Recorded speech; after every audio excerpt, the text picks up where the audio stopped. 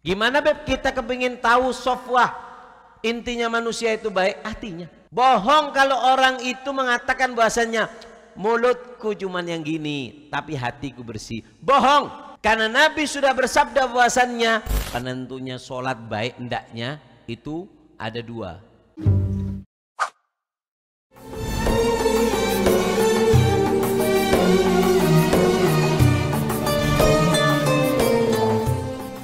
Semua sesuatu memiliki jantung. Semua sesuatu memiliki hal yang sangat istimewa di dalamnya. Setiap sisi, setiap segi itu ada baiknya, ada intinya. Seperti manusia, inti kebaikan manusia itu ada di dalam dirinya. Kata Rasulullah, di dalam diri manusia itu ada segumpal daging. Jika segumpal daging ini baik, soluhatil jasadi kullu, maka semua jasad dari ujung kaki sampai ujung rambut akan menjadi baik. Tapi kalau segumpal daging itu rusak, maka apa? Maka fasadat jami'il jasad, maka dari ujung kaki sampai ujung rambut akan rusak.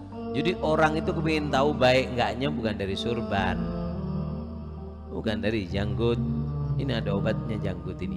Bukan dari putih, pada glowing setia. Bukan dari abaya, abaya ada belinya. Action gayanya, jalannya, duduknya, bukan. Hatinya di sini.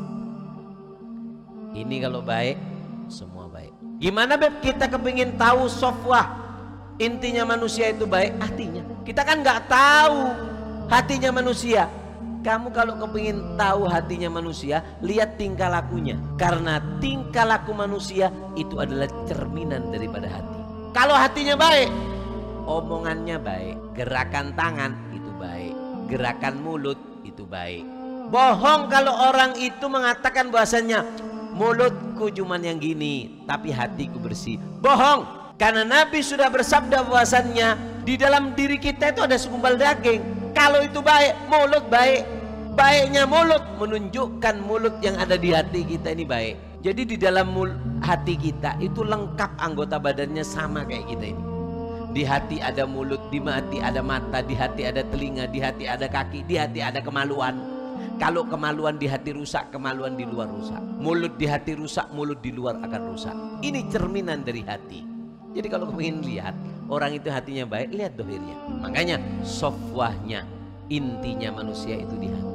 Nah, Rasulullah bersabda, likulli syai'in sofwah. Setiap sesuatu sofwah itu memiliki intisari. Wa sofwatu sholah, dan intisari daripada sholat takbiratul ula, yaitu adalah mendapatkan takbir bersama imam. Intisarinya sholat, istimewanya sholat, utamanya sholat itu adalah di takbir. Siapa orang yang imam takbir kemudian dia takbir, dia telah memiliki kesempurnaan dan keistimewaan di dalam sholatnya. Hatinya sholat sudah diambil. Jadi ketika imam Allahu Akbar, makmum langsung Allahu Akbar. Makanya dikatakan takbiratul ihram.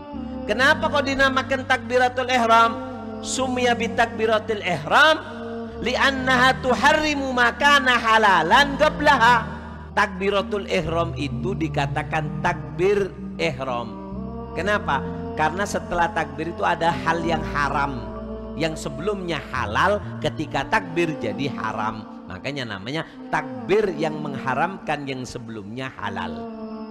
Berbicara halal karena sebab takbir ini berbicara jadi haram. Artinya haram di sini bisa membatalkan sholat. Makan sebelum takbir halal, ketika habis takbir haram, diharamkan makan. Gimana orang sholat makan? Makan itu bukan berarti gini, ke susu habis makan langsung sholat. Ada sisanya daging, eman ini, eman kelunyok. Itu namanya makan. Paham ya? Makan itu memasukkan sesuatu ke dalam apa namanya kerongkongan ini ketika waktu sholat.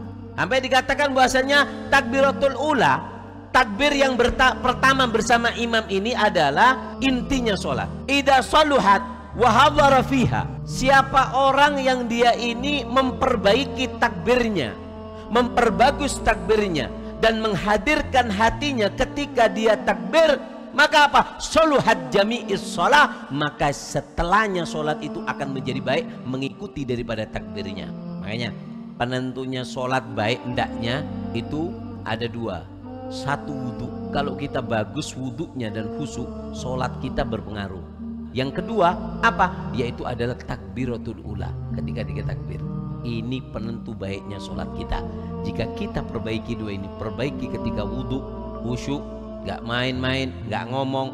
Makanya saya sering mengatakan tidak boleh berbicara ketika berwudu, makruh. Karena dikatakan orang kalau berwudu itu dikasih oleh Allah gubah dari cahaya, seperti kayak balon dari cahaya menutupi. Kalau berbicara, des, langsung putus. Tapi kalau dia nggak berbicara, itu akan melindungi kita sampai batal wudu. Jadi ada virus, ada apa, akan kena tameng daripada cahaya yang kita buat ketika kita berwudu. Dua ini penentu sholat.